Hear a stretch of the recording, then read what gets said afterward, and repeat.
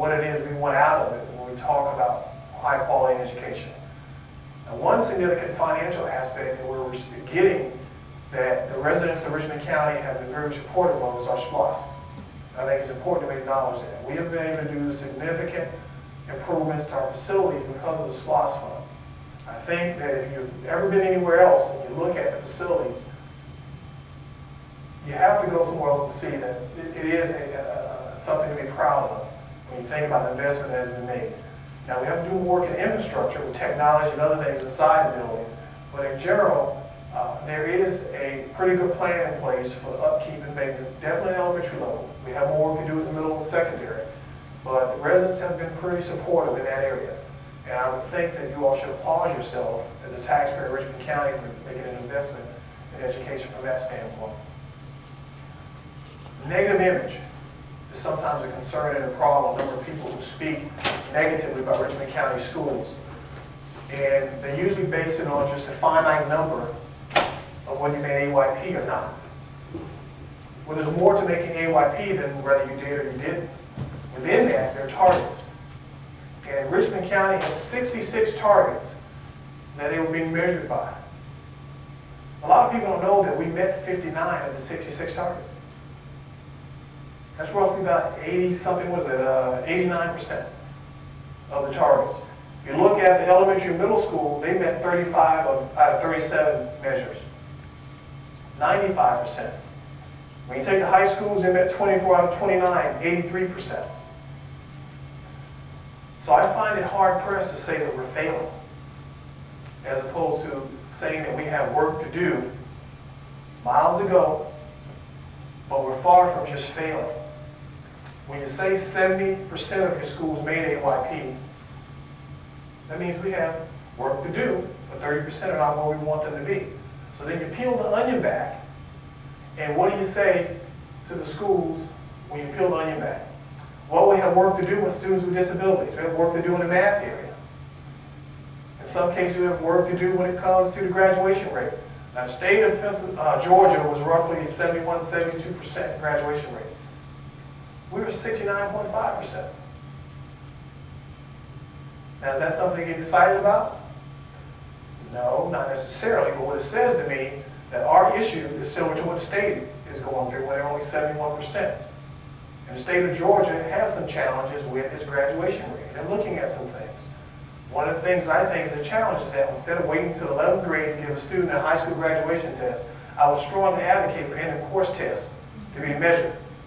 Because then we're finding out what the student really has learned during that time, during that course, and if they mastered that content information, as opposed to waiting possibly 2 or 3 years later when they may have forgotten some of the information and expecting them to remember it and make this cumulative effort to take an exam.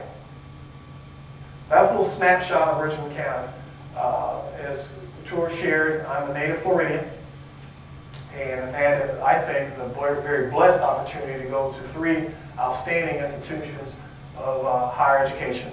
Prior to coming here, I was working on another master's in school business leadership in Pennsylvania, which is all the finance and business side of education. Obviously, I won't be able to finish it because I'm not there anymore. And I think I'm very blessed to be here. Richmond County has a good quality of life. And I think that from the lens of someone who's lived in several different places, I've been in at least 7 school districts. And between the military as a military officer, lived in a variety of places because of serving in the military. It's a good quality of life. You know, good proximity to a major city, but you're also a mid-sized city that you have some of the benefits of not all the congestion, but the benefits of resources. And I think it can be what we make it to be. And a big part of that is education as an economic engine. A big part of it is education as a part of improving quality of life. This year, what group of population filed for is eligible to file for Social Security? Who said it? Baby boomers are now becoming eligible. Now what that says to me is we got more work to do really quickly, because we got to make sure we're producing a qualified workforce. Well, so all those concerns that we have about Social Security are going to exasperate even more, because now you're going to have a significant number of people who may start to tap into it. Well, guess what? Anybody close to retiring or retired already? You want to make sure some of that money's still there for you, right? Well, if I don't produce productive citizens who can get a job, guess what? Money won't be there. So everybody still has to pay attention to education is the point I was getting to. Even after you've had your career and you're winding down to those years where you can sit back and kick up your feet, don't go to sleep on education. Because I have to produce a workforce to keep this engine going. A part of that is a significant investment that we need to make into having teachers.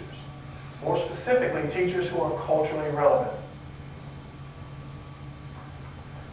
Now, Ruby Payne, in a publication called Framework for Understanding Poverty, and Martin Haberman, who was the author of Star Teachers of Children in Poverty, described the need for teachers to have a specific profile of knowledge, skills, and dispositions required to teach children in poverty. Now, why is this a big deal? And you can expand that poverty to be disadvantaged, high minority populations, whatever you want to add to it, it will still apply. They have a specific knowledge and skills and disposition to be successful. When I look at Richmond County as an example, like I said, we're 72% African American, 2% Hispanic, 2% multiracial, 1% Asian, and 22% white. But there was 67% free and reduced lunch. And most of my staff will tell you that the number is probably higher than that. Because when kids get into middle school and high school, they have a hard time collecting the forms that would make that number more accurate. For some reason, they don't want to turn it in. Now, what's the relevance of free and reduced lunch? That's a partial indicator of the socioeconomic status of your population. So 67% of our students, and we believe it will be higher if we get a higher collection rate, fall into that category. So I would say that we have, or at least approaching some issue with poverty that we have to pay attention to in Richmond County. In the framework for understanding poverty, Ruby Payne listed the key that they are necessary for educators to work effectively with children in poverty. And she said these things: poverty is relative. If everyone lives as you do, there exists no discrepancies between the haves and the have-nots. Now, you think that will ever happen in America? That's how we know poverty exists. It's like also we wouldn't know good if we didn't have bad. Poverty is present in all ethnic groups. In other words, it's blind to race. And I can tell you that in a multitude of places I've been, even to visit. You can go right across the state line to the Myrtle Beach area, and it'll jump out at you. You also have right here in Richmond County. The socioeconomic status is represented on a continuum, not as a distinctive segment, meaning that there's this long line of different places that people will fall on the socioeconomic spectrum. The question is, how are you able to survive in an economic region? For instance, a person making $75,000 a year here would spend a whole lot more than a person who's making $75,000 in Philadelphia, or a person making $75,000 in Fairfax, Virginia. Now, I can say that because I know from experience, because I've lived in all three of those areas. Fairfax County was considered one of the wealthiest counties in America. Teachers' salaries begin around $40,000 now. Most people here would think a $40,000 starting salary with a bachelor's degree is pretty good, right? We still have problems recruiting teachers because $40,000 still was a strain to live in a cost of living that existed in Fairfax County.